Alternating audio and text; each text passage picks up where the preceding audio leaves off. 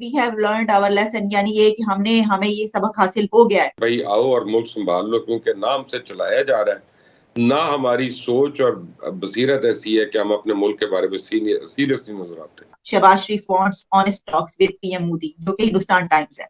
तो क्या हम इससे ये मुराद लें कि अब पाकिस्तान आगे बढ़ के उसने ऑफर किए कि आइए टेबल टॉक करते हैं, तो इंडिया इस बारे में क्या सोच रहा है? इंडिया तैयार है टॉक करने के लिए?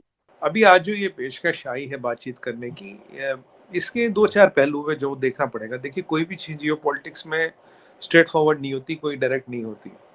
अभी पाकिस्तान की जो परिस्थिति है, इंडिया के साथ ट्रेड करना पाकिस्तान का कंपल्शन है, भारत के लिए ऑप्शन है। अभी इंडिया का फायर पावर इतना बढ़ चुका है कि पाकिस्तान को पता लड़के कुछ नहीं होगा, और अगर न्यूक्लियर की भी नौबत आती है तो उससे भी अल्टीमेटली कुछ रिजल्ट मिलना नहीं। India will still survive, half burned, but Pakistan will not survive at all, ये भी वो जानते हैं।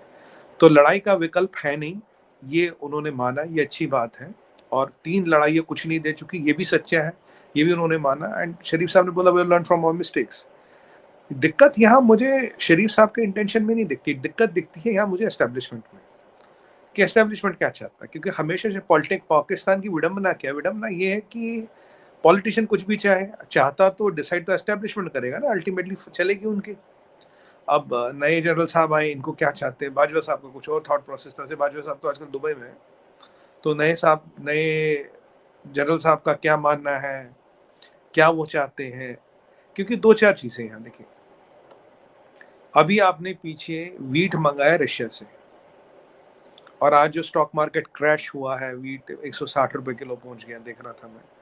तो कुछ मेजर स्टॉक मार्केट आपका क्रैश हुआ, आज मेजर स्टॉक मार्केट क्रैश हुआ। अब आपने रशिया से वीट मंगाया, अगर आप यही वीट इंडिया से मंगाएंगे तो आधी से भी आधी कीमत में पहुंच जाएगा। साइड में रखा है, हमारे यहाँ तो 40 रुपए किलो आटा बिक रहा है। बट दिक्कत ये है कि पाकिस्तान कह तो रहा कि बात करनी चाहिए, लड़ाई से कुछ निकलेगा, ठीक है, पर ये जो मेन बोन ऑफ कंटेंशन है उसको एड्रेस नहीं कर रहा। अब आप बोलोगे बोन ऑफ कंटेंशन कश्मीर है, मैं बोलूंगा बोन ऑफ कंटेंशन टेररिज्म है। जब तक आप टेररिज्म को एड्रेस नहीं करोगे, हमने तो कभी बातचीत के लिए मना नहीं किया था। तो 2014 से लेके अब तक policy of government of India has been very consistent, terror and talks can not go together. पहले आपने बोला जी बात करनी है, ठीक है, फिर आपने बोला जी एक ट्रेड मिनिस्टर अपॉइंट कर दिया, फिर बिलावल भुट्टो जरदारी साहब बोलते हैं it's not the time to talk to India, it's not the time to trade with India. Trade आपने रोका, दवाइयां अब भी जबकि पाकिस्तान जा रही, दवाइयां हमने नहीं रोकी। आपने एड मांगा नहीं, आप एड मांगते तो शायद हम एड भी दे देते, ह्यूमैनिटेरियन एड। पर सवाल ये है कि पाकिस्तान के हिसाब से at the time and place of your convenience, जो आपको अभी कन्वीनियंट है, आप उस हिसाब से चीजें नहीं चला सकते। अभी मैं काफी इंटरव्यूज में मेरे पाकिस्तान मीडिया पे ये आया है, अरे सुमित भाई ट्रेड करना चाहिए, सुमित भाई पीस की बात करनी चाहिए, सुमित भाई आगे बढ़ना चाहिए। ये मैं ट्रेंड पीछे काफी टाइम से देख रहा हूँ, और इस ट्रेंड को देखते हुए मैं ये भाप गया था कि ये कहीं ना कहीं हुकूमत पाकिस्तान से भी ये ऑफर आने वाला है, क्योंकि कुछ ना कुछ चीजें दिख जाती है, कहीं कहीं कुछ क्वार्टरों से कुछ चीजें पहले दिख जाती है। और वो क्वार्टर समझे कि हमें समझ नहीं आ रहा, हमें सब समझ आ जाता है कि आखिर जो ये 9 का यू टर्न आया है, ये क्यों आया है और ये कब तक आएगा, क्यों आएगा। तो आप भी समझ गए होंगे मैं कहाँ की बात कर रहा हूँ, तो हम भी थोड़ा बहुत तो समझ लेते ही हैं। अब ये 9 में यू टर्न आने वाला आलिया जी पता लग गया था। और आज जो ये सच में बताऊँ आपको, आज ये जो शरीफ साहब का स्टेटमेंट आया तो मैं हैरान नहीं हुआ, क्योंकि I was expecting this, I swear to God I was expecting this, कि ये स्टेटमेंट आने वाला है। बट पॉइंट ऑफ कंटेंशन का, पॉइंट ऑफ कंटेंशन शरीफ साहब अमेरिका को ये भी बता रहे हैं, शरीफ साहब IMF को ये भी बता रहे हैं कि भाई मैंने तो बात की पेशकश की, वो तो भारत जी बात करेगा नहीं। अभी तक एक पोजीशन डिफरेंट थी, अमेरिका ने कहा तुम तो कह रहे मैं बात ही नहीं करनी, मैं ट्रेड नहीं करना, भारत क्या करे। अब नॉर्मल देखो जी, हम तो कह रहे हैं कि हमें बात करनी है, हमें ट्रेड करना है। हमारे एक्टर्स को भारत के पिक्चर में काम करने दो, आपका फायदा।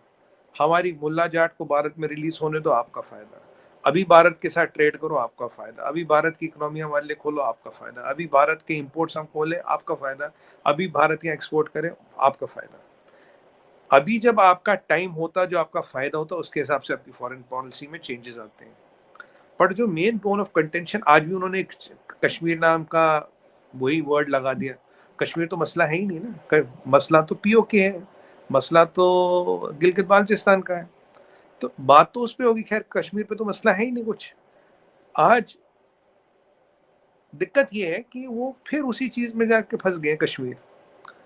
अब मसला क्या है? मसला है कि भाई अगर आप ये टेररिज्म रोक रहे हो, क्या करो? टेररिज्म रोकने के लिए अगर 10-15 चीजें की जाए ग्राउंड पे, और आलिया जी आपको हमें बताने की जरूरत नहीं पड़ेगी, इस पाकिस्तान हमारे भी थोड़े हाथ पैर दाएं बाएं हैं, वो हमें पता लग जाएगा टेररिज्म रुक गया, कोई काम हो रहा है। नहीं देखिए ना, अगर आप मुझे देखिए मौका दें, अभी जो FATF से नाम जो है बाहर आया है, हमने काफी ऐसे लोगों को पकड़ा, फिर उनके ऊपर जो उनकी कंडीशंस थी पूरी की, फिर उनकी टीम आखिरी जो है यहाँ पर आई, फिर सारा हुआ, उसके बाद ये हुआ, तो कुछ थोड़ा बहुत काम तो हुआ है। जी मैं नहीं, बताता हूँ। देखिए FATF का जहां तक मसला होता है, अगर आप टेक्निकली उसमें घुसे, FATF में 3 इशू होते हैं। सबसे पहले जहां अमेरिका वोट करता वहीं पूरे 13 कंट्रीज वोट करती है। आप ग्रे लिस्ट में थे, ब्लैक में आप जा नहीं सकते। मलेशिया, टर्की और चाइना आपको ब्लैक लिस्ट में जाने नहीं देगा। ये मैं अपने नेशनल टीवी पे हर चैनल पे कह रहा हूँ, पाकिस्तान कभी ब्लैक लिस्ट में नहीं जाएगा, क्योंकि काफी लोगों को FATF का समझ ही नहीं आता मैकेनिज्म कैसे चलता है। FATF की हिस्ट्री उठा के देखिए, जहां यूनाइटेड स्टेट्स वोट करता है उसके साथ 13 मुल्क और वोट करते हैं। मैंने आपकी एक चैनल पे बोला था, मैं चैनल का नाम नहीं लेना चाहता अभी, इट्स नॉट गुड, आप कम्पिटेटर हो। मैंने बोला था आप FATF की ग्रे लिस्ट में तब तक हो जब तक यूनाइटेड स्टेट्स ऑफ अमेरिका चाहे। आप FATF की ग्रे लिस्ट से निकल जाओगे जब अमेरिका चाहेगा। आपको डालने वाला है अमेरिका, आपको निकालने वाला है अमेरिका, आपको वहां रखने वाला है अमेरिका। आप ग्राउंड पे कुछ भी मत करो, तब भी आप निकल जाओगे। मुझे बताइए, क्या ट्रेनिंग कैंप बंद हुए? क्या लॉन्च पॉइंट बंद हुए? क्या अभी आज हमारे ड्रोनों से असला आ रहा है, ये बंद हुआ? ड्रग्स आने बंद हुए? बैड टीम्स एक्टिव नहीं है? नई रेडिकलाइजेशन नहीं हो रही है? नई चीजें नहीं हो रही, जो प्रोपेगेंडा है वो नहीं चल रहा। ये जो आपके यहाँ 50,000 जहादी घूम रहे, इनको पकड़ा गया, ये लकवी हाफिज सैद वगैरह, ये कहाँ है? टेक्निकल होल्ड लगने बंद हो गए।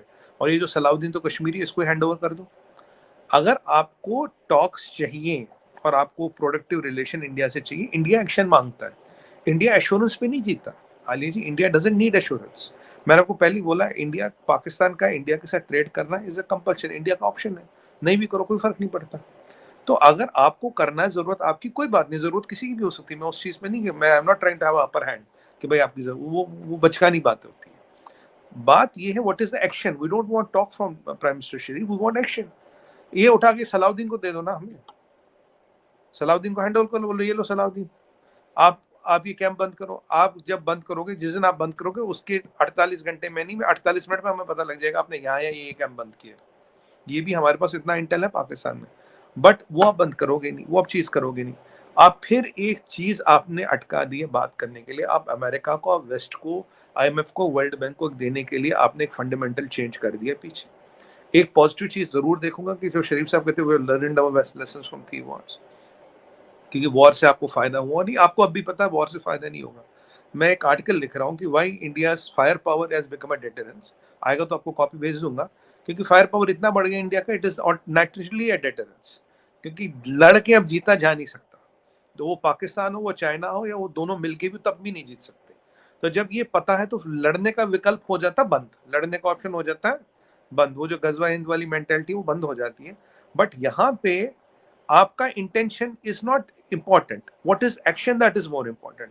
अगर 5-10 ऐसी एक्शन आ जाए ग्राउंड पे जिसको हम वांट टू वेरीफाई करें, मैं ये नहीं चाहता अब रात रात में सब बदल दो, नहीं बदलेगा, बट 5-10 चीजें ऐसी हो जाए, हाँ जी हाँ ये वाकई में कंट्रोल हुआ है, और उसके लिए चाहिए एस्टेब्लिशमेंट। अब आसिम मुनीर साहब क्या चाहते हैं वो तो वही जाने, उनका स्टेटमेंट तो आया नहीं कभी भी।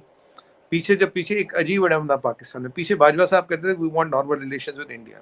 आपको याद होगा आलिया जी एक डॉक्यूमेंट भी निकाला था, 100 साल तक नॉर्मल रिलेशंस।